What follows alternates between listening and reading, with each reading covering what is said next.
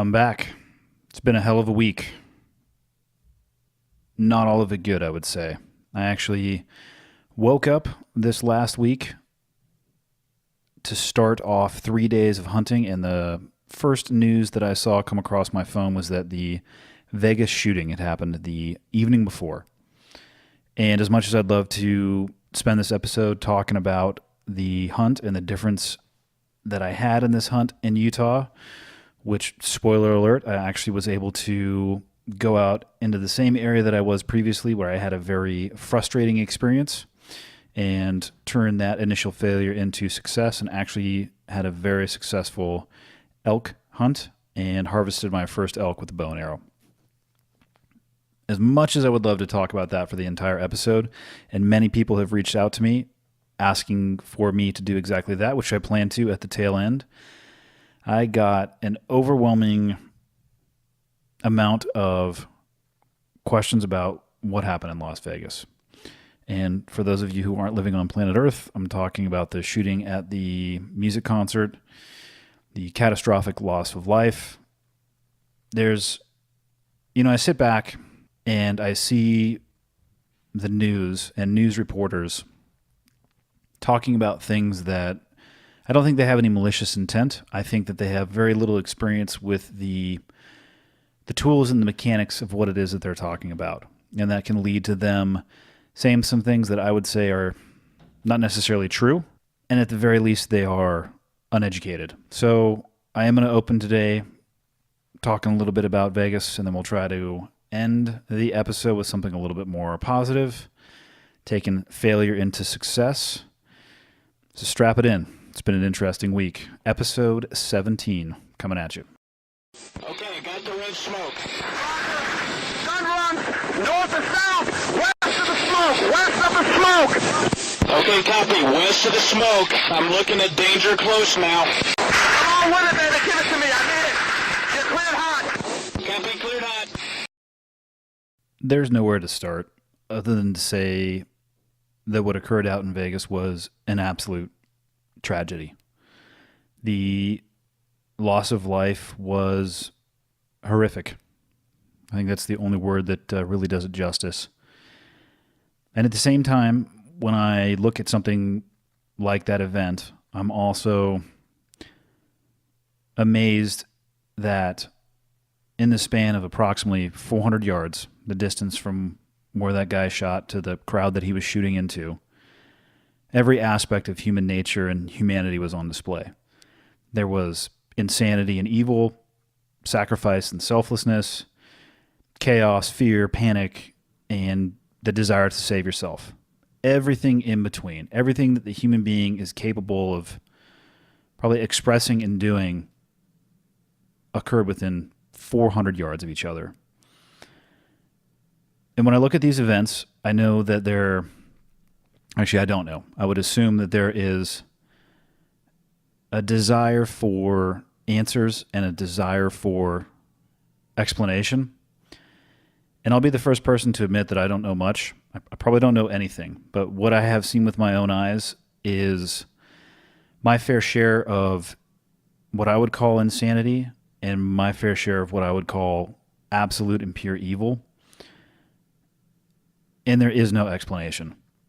The perfect example is the guy who went into the movie theater in Colorado and shot at people he had never met in his entire life. Incredible amount of damage. And he asked the guy why he did it. And he says, because, well, I'm the Joker. There's just no rational explanation for why people do these things. I don't know if it's a chemical imbalance. I don't know if it's a mental health problem. All I know is that if you're looking for an answer or a reason why somebody would do something like this, I don't think that it exists, or not something that's going to make sense or help people close the chapter on the nightmare of their life that occurred for friends or family members, or if they're even there in person. I think the only thing you can do instead of looking for a rational explanation is just to mourn for the victims, support the people who survived, and maybe, just maybe, and what I think is the most important thing that hopefully can come from this is an open, honest, reflective discussion of who we are as a country. I think the odds of the United States of America disarming themselves hover at approximately just below 0%. I just don't think it's going to happen. I think it becomes a political hot button issue when things like this occur, but nothing actually happens, whether it's from a legislative perspective or a restriction perspective. And I'll talk about that a little bit because I'm not so sure how much that would impact things like this from happening in the first place. But I feel like we're at a place where we're not going to disarm ourselves. The cat's out of the bag. Pandora's box is open. It's who we are as a country.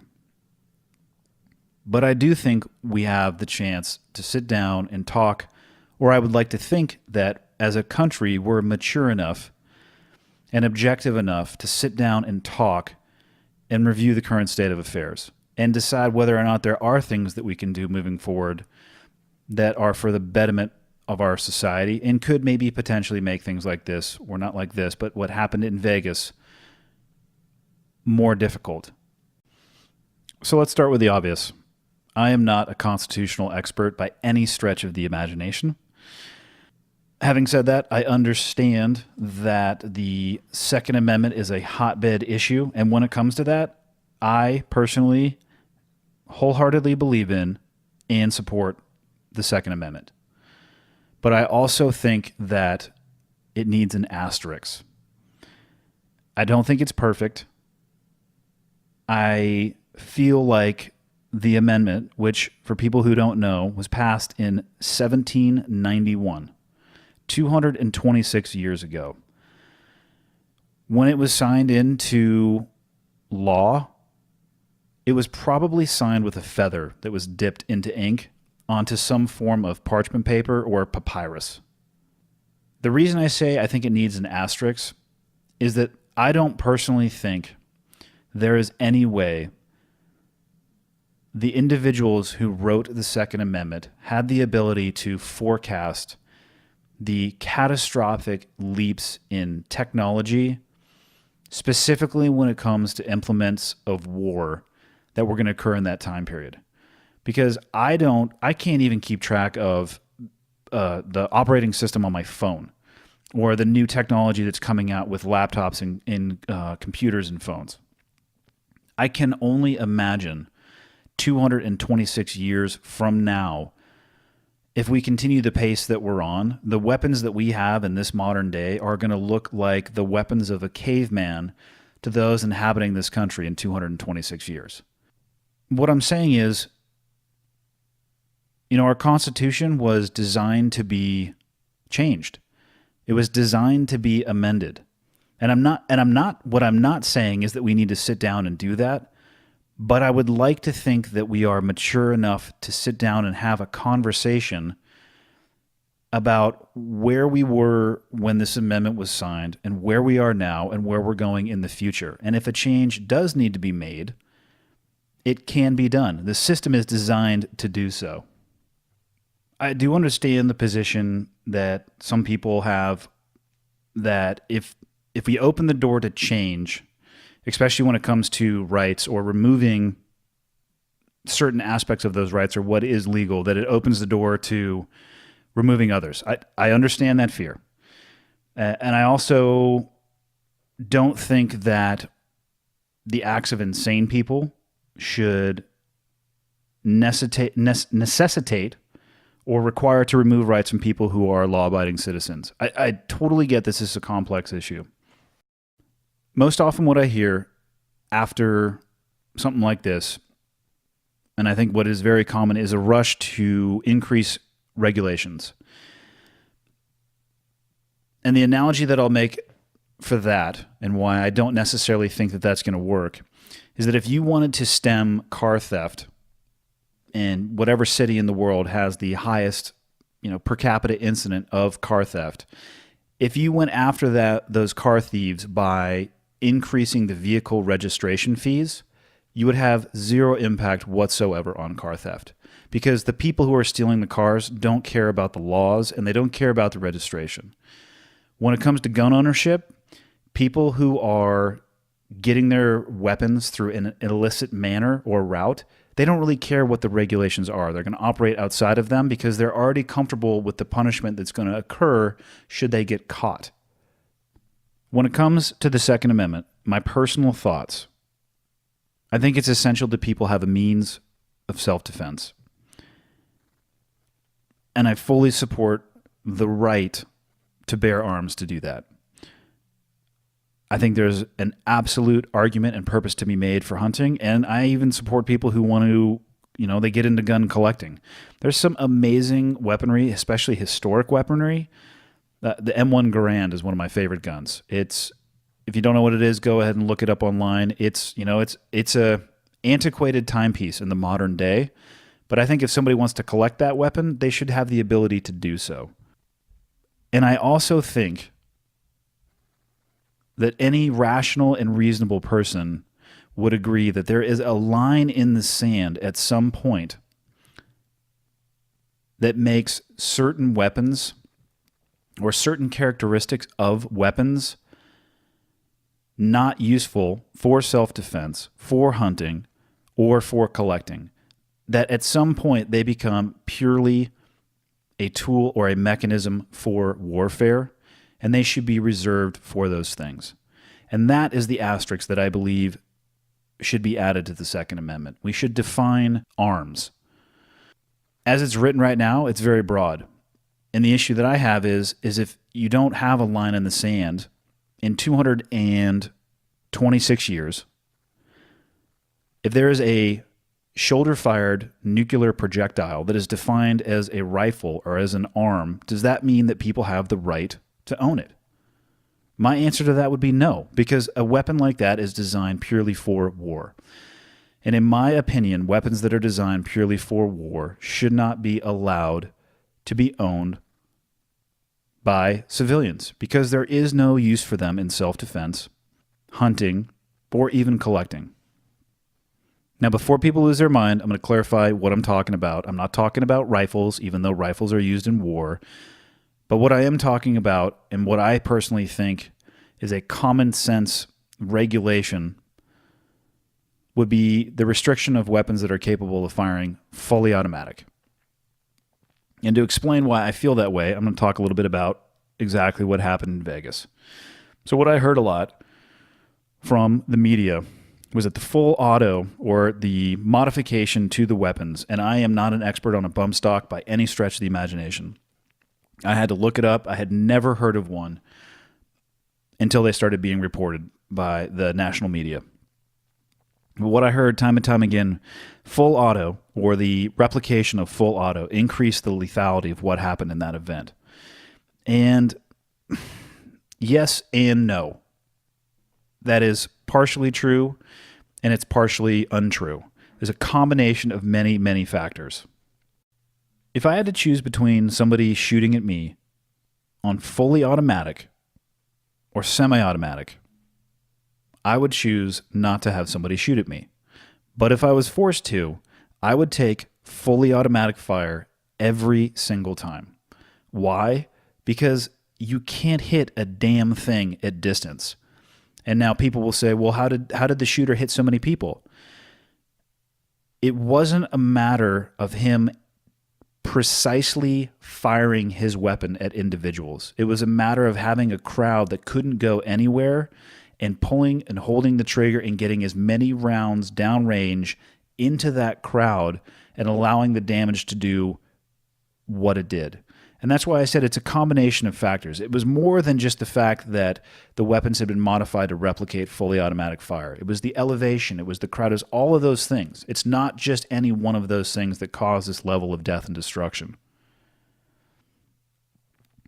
I get asked all the time, how many times, actually, especially in the days right after this event, I get asked how many times in my career was I on full auto, or did I use my weapon on full auto? And the answer is never, or very close to never, maybe one or two times. And the way I describe it is there's only two types of people that actually use fully automatic weapons fire. They both start with the letter A. The first one is actors. I really think a lot of the stereotypes around full auto and the way that people think that weapons function and that effective fire is actually imparted on a target comes from things they see in television and movies, and it's crap. If you actually want to hit what you're shooting at, you don't shoot on full auto. So actors in the other A is assholes, like the guy who was elevated in that position, who didn't need to be precise, who could, for lack of a better term, spray and pray on a crowd that had no ability to move. So for most of NATO forces, you carry an M4 platform, which is a 5.56 rifle, and it has a selectable firing switch. The first one is on safe, meaning it's, in theory, if you pull the trigger, nothing is going to happen. I'm sure safeties fail very statistically at a microscopic amount, but on safe, the weapon shouldn't fire or function. The next selector switch is going to be to semi-automatic, meaning that every time that you pull the trigger, one round is going to be fired out of the weapon. And the third position, actually I take that back. I have seen some that have 3-round bursts, meaning for each time you depress the trigger, 3 rounds will be fired. That is controlled by the mechanics of the weapon. And then the last selector switch, if you were to have another one, would be fully automatic. You depress the trigger, the weapon will continue to cycle until it runs out of ammunition or it jams. The reason that I never use my weapon on fully automatic is because I actually wanted to hit what I was aiming at. There's 2 types of weapons. Actually, I'm sure there's a bunch of type of weapons, but I'm going to talk about 2. The first one is a point weapon system, and by that I mean it's precise.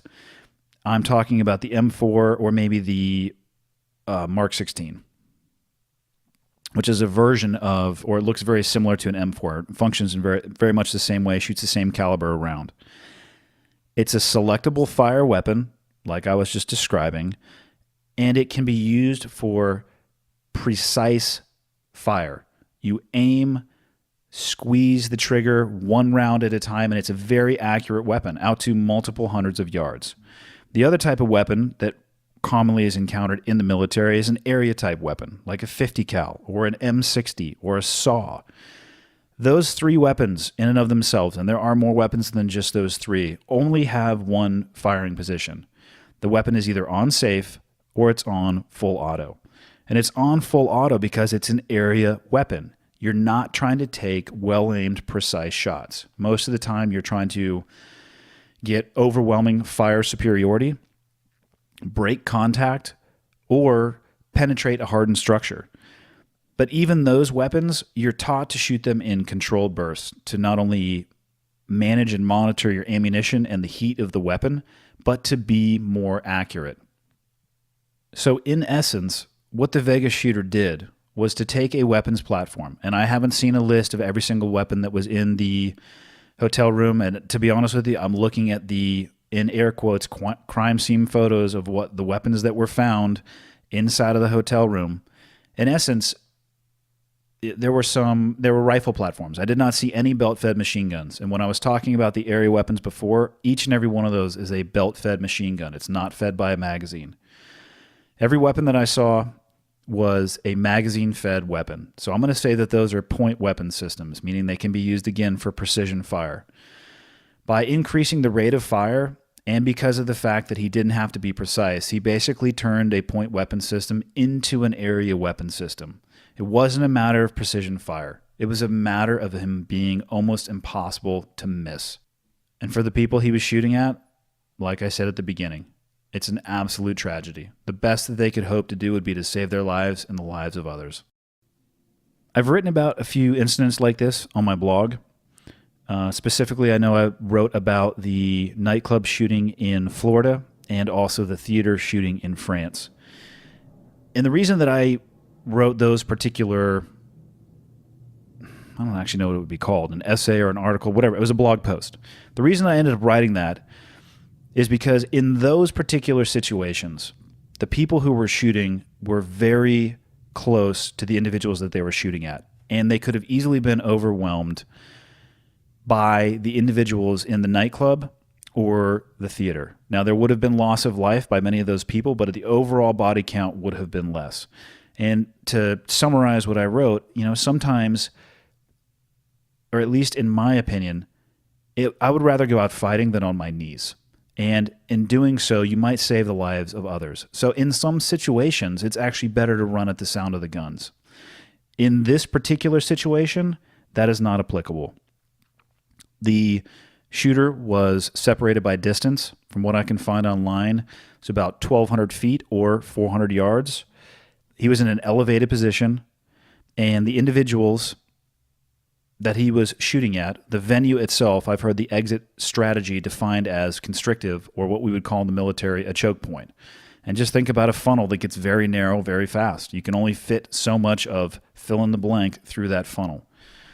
The combination of those things removes your ability as somebody who is receiving that fire of doing anything other than one of two things. Putting something that stops bullets between you and the person shooting at you, and helping others. That's pretty much your two choices that you have. Now, when it comes to helping others, I can't stress enough learning and understanding the basics of first aid. If you don't know anything else, learn how to stop bleeding. One of the best tools that I've ever encountered for that, or probably exists to this day, is the tourniquet. And when I first got into the military, tourniquets were viewed as, I don't want to say they were viewed negatively, but they were viewed as used as a measure of last resort, where I would say now guys are carrying 2 and 3 tourniquets, and it's a measure of first resort. Because just like the weapons of war are advancing in technology, so is our medical ability. And they used to be really worried if you would have a tourniquet on for over 60 minutes, and I now know of people who have had tourniquets on for 12, 16, 18, 24 hours, and have still had the ability to recover that limb that the tourniquet was on. So learn how to stop bleeding. If you are going to take action and try to help people in a situation like that, you're also going to have to learn how to triage. And that means the ability to look at 3 people who have a variety of injuries and to be able to go at the one you're going to have the most success with. Somebody missing a part of their head versus somebody bleeding out of their leg. I'm not here to tell you what to do, but from a medical perspective, I would go after the person who is bleeding from the leg. And the last thing is, if you're going to go and you're going to try to help people, you need to try to remain calm. If you can remain calm, the person that you're going to try to help is going to remain calm. And I understand that the panic that had to have ensued in that environment was probably overwhelming, and it crashed on people like a tsunami.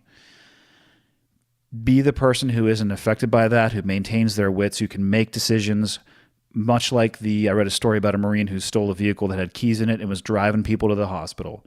Cool, calm, and collected, using his head, because in that moment, that's really all you can do, is save your life and save the lives of others. If I was king for a day, the discussion that I would like to have with regulators and those that are in power, and I'm not saying I would want to drive this down anybody's throat, but the discussion that I would like to have is, do we or should we have the right to own automatic weapons? And in my mind, automatic weapons are weapons that are designed for war. By its very nature, war is incredibly violent. And the tools that are created for use in that environment are created with lethality in mind. Nuclear weapons, JDAMs, napalm, landmines, all of those things are incredibly violent, and they're designed for one thing and one thing only. Perhaps some of the tech that we use on the battlefield would be best served staying there. And I'll go back to what I said previously. I fully support the Second Amendment. I think that everybody should have the right to defend themselves. I think that people should have the right to hunt. I think that people should have the right to collect. Let's look at this from the perspective of self-defense. Does a fully automatic weapon improve your ability to defend yourself? Let's say at your house. I'm going to say absolutely not. For the sole reason that if you choose to use a fully automatic weapon to defend yourself, your accuracy is going to be drastically reduced in an environment that is not ballistically safe. If you go full auto inside of your house from a distance that is beyond, I'm going to say 3 to 10 feet, and even at that distance, if you are not completely prepared, especially if the caliber is increasing for the recoil of the weapon and to fight to hold that weapon on target, it is going to get away from you. Go to a gun range somewhere that allows fully automatic weapons fire. Actually, I take that back. Go to a gun range probably anywhere in the U.S. and take a look, not only downrange, but take a look at the roof and the baffling system inside of the range. Those roofs are going to have bullet holes, and those bullet holes are there from one of two things. One is somebody who's had an accidental or a negligent discharge, and the weapon went off before they had the sights aimed downrange. And the second one is somebody who's unable to control the recoil of their weapon, generally on semi-automatic, and it rises up on them. Imagine that happening and say you're in a 2-story house, and you decide to go full auto, and you have children living on the second floor of that house. How comfortable do you feel in that non-ballistic environment? To me, there's absolutely no argument. It doesn't make you any safer in that environment. And how about in a crowd?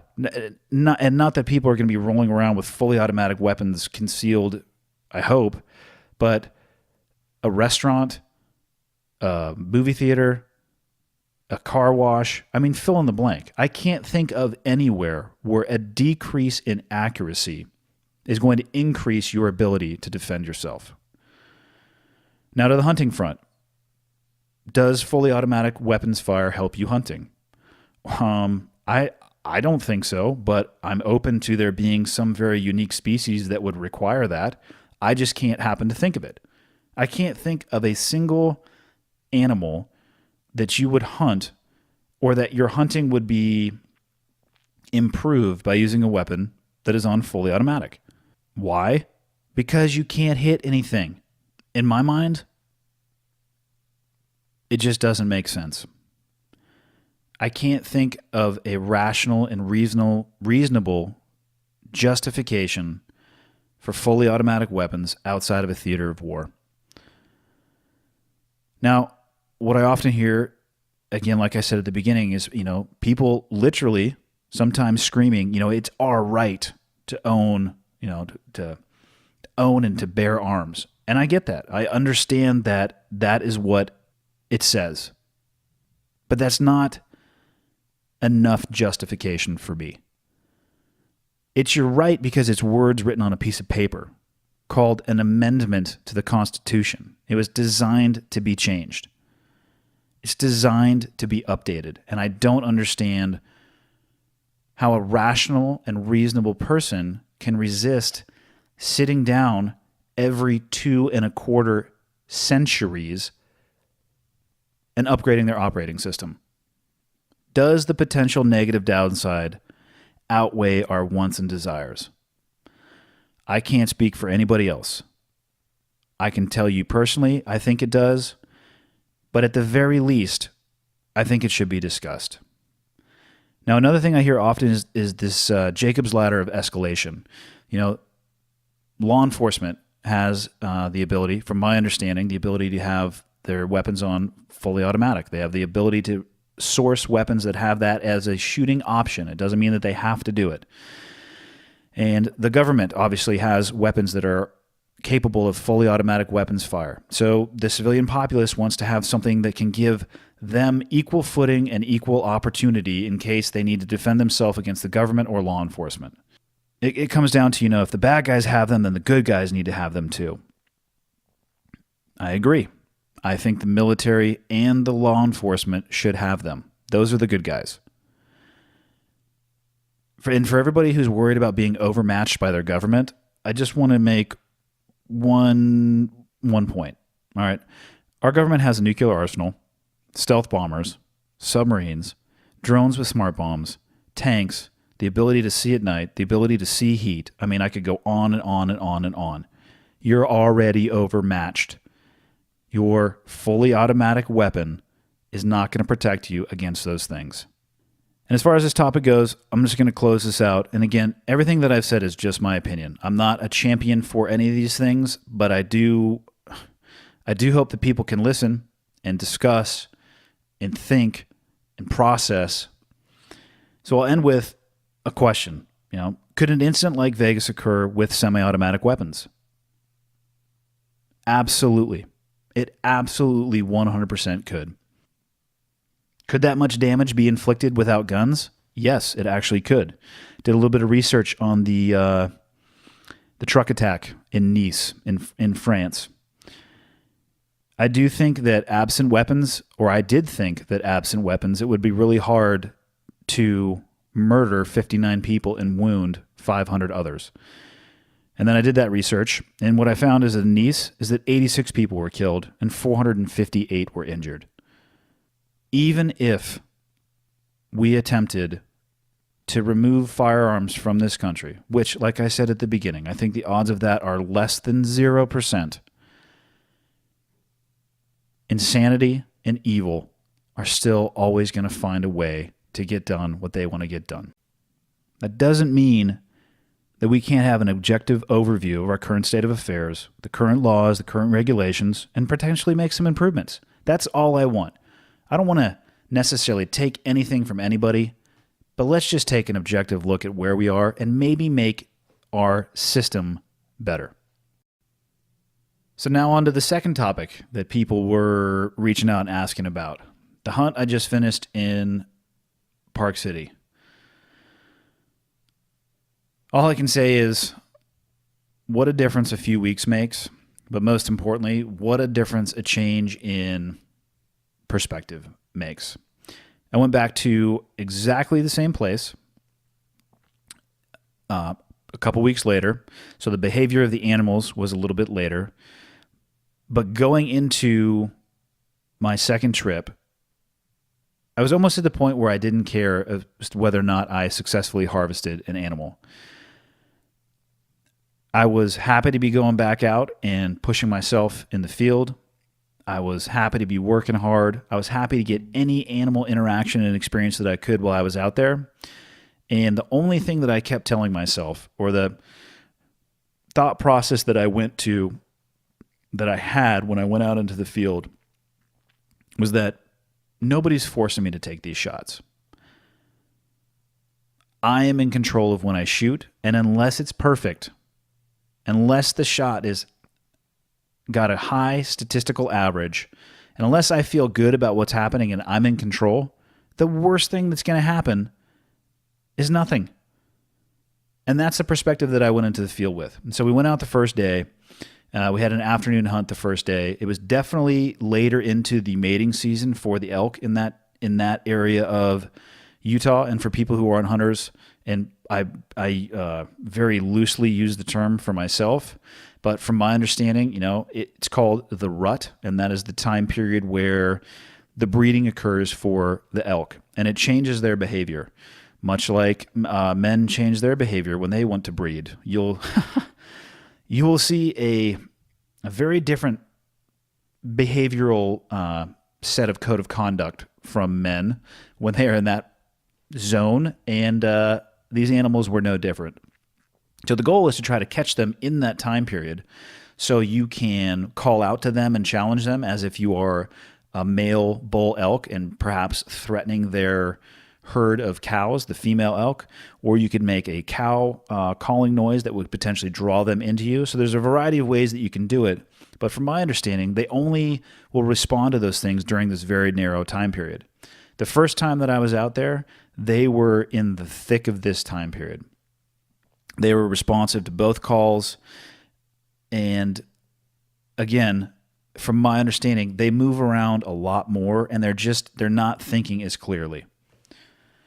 So this second trip, the first day that we went out there, we went out into the afternoon, and one of the first things that I noticed, we encountered elk the first evening as well, not from a close distance, but they had a different reaction to both the bugling and the cow calling.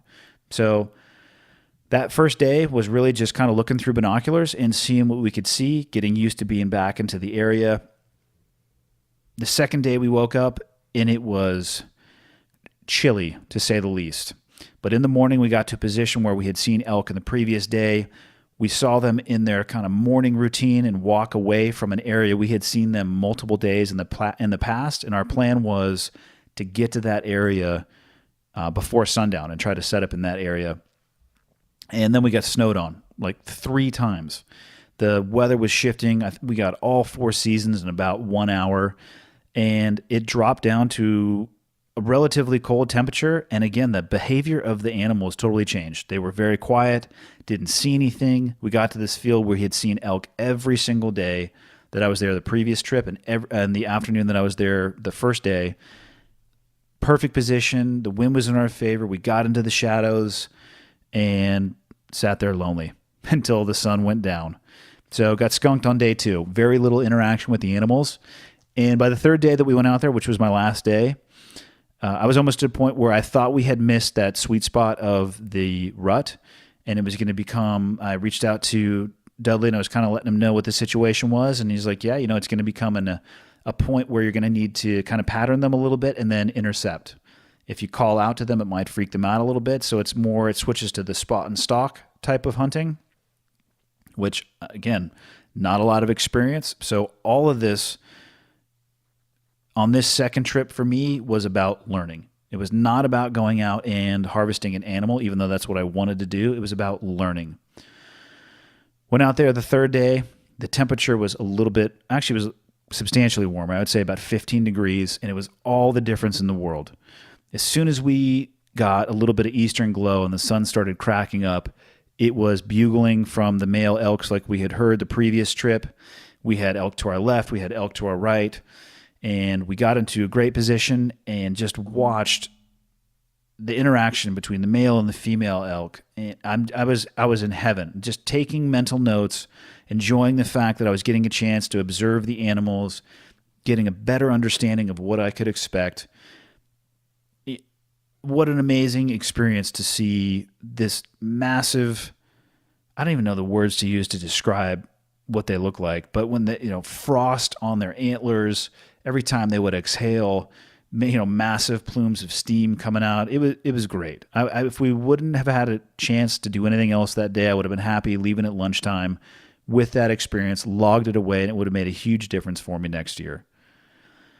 But as luck happened to have it, we watched a bull elk take his herd of cows to it's where I would have been sitting because it was exposed to the sun. It was still cold out there, but they were basically basking in the sun. And he chose a position where he was up high and all of his cows were down low, which gave us the opportunity, given the direction of the wind, to try to come around from behind. And if we had climbed up the back of that hill, the first thing we would have seen were his antlers, which would have allowed us to know exactly where he is, hopefully get a range. And at that point, we could have decided to whether or not we wanted to continue to close the distance or maybe stand the animal up and take a shot at him. That's the plan we took. We gave them a good amount of time to make sure that they were actually going to be bedded there for a substantial period of time, and off we went. Formulated a plan. We decided to go up and around instead of losing our altitude and having to regain it again. Cruised around the back of the mountain. As we dropped down into a ravine, to then gain our altitude concealed in another ravine to hook us up behind this animal. We had one last look at him. He was still bedded there. Everything was looking great. The wind was still in our favor. So down the ravine we go, up the other ravine we go, and about 9/10 of the way up, we get completely surrounded by female elk and stood still in the middle of a ravine with some trees and bushes around me for about 10 minutes, just watching these amazing animals eating from bushes, moving along. Closest I'd been to them. Can't even explain how cool it was to be able to stand there and have, in this environment, these animals have no idea that you're there, and just to be able to observe their behavior. One of the coolest things was it was still in the area where the sun wasn't hitting in the ravine. So every breath that they would take was a natural wind indicator. And we could tell that just by standing there and standing still, we weren't in any threat of spooking them off. Their breath was blowing at us. About 10 minutes in, it swirled just a little bit. One of the female elk picked her head up and they started going up the hill, not running, but I think they knew that something was there that they didn't understand. And up the hill they went. We gave them a good period of time and we followed them a little bit and then banked off to our right. And as we were coming through the bushes, had a chance encounter with a 5x6 bull elk that happened to maneuver into a perfect location that allowed me to take a draw back. And the biggest success for me in this whole hunt was when I finally had the opportunity to draw back. I did not feel rushed. I had the opportunity to wait for him to turn his head away. I was able to draw back without fear of the animal looking at me or seeing at me. And as I was sitting in my anchor position, looking through my peep, I didn't feel rushed. I knew that the animal didn't know that we were there. I knew that I had time. And I also knew that the only reason that I was going to take the shot is that because it was a high probability shot, it was an unobstructed shot, and I felt in control. And when I released the arrow broke clean. I was focusing on my pull through, and I mean, the arrow hit hard, and it was very obvious that the arrow had hit. And the result is I had a successful harvest of my first elk in my first bow season. And for myself personally, the most successful part of that was the learning experience and maintaining the mental and emotional control in that moment, and maintaining it myself and not surrendering it anywhere else, which is, I feel, the biggest mistake I made in my first hunt in Park City. And I think the results speak for that ability to do that, and that importance of being able to maintain that control in that moment. If I hadn't have fired that arrow, I still would be completely satisfied and happy with that trip. It was a phenomenal learning experience. And the fact now that I have a completely full freezer of meat that I can feed my family through the wintertime and hopefully stretch that sucker out until I can go back and practice again what I've learned this year in the next elk hunting season, that is icing on the cake. But I still would be happy even if that didn't happen. So that was the hunt. It was amazing. And the more I get into archery, the more I'm falling in love with it. It's hard. It's not about how many things you can do right. It's about how many things you can not do wrong. And I love it. And that's all I got for this week. Episode 17. Thanks, guys. Thank you to everybody who's been tuning in. I cannot thank you guys enough for the feedback, the reviews on iTunes. Like I said, good, bad, ugly, indifferent. If you have something to say, if you have a suggestion for improvement, please throw it my way. I'm definitely more than willing to take feedback. I want this to be as good as possible. Thank you to everybody who's buying the shirts. I know we're out of almost every single size. There's another order coming in. The coffee mugs are getting reprinted. They should be in by mid-October. I'll put those up on the site as soon as they're up and in. And that's it. I can't thank the people who are listening to this enough for the support. It makes it really fun to do. I'm surprised at how rewarding this podcast is to create. And I have all of you to thank for that. Everybody listening.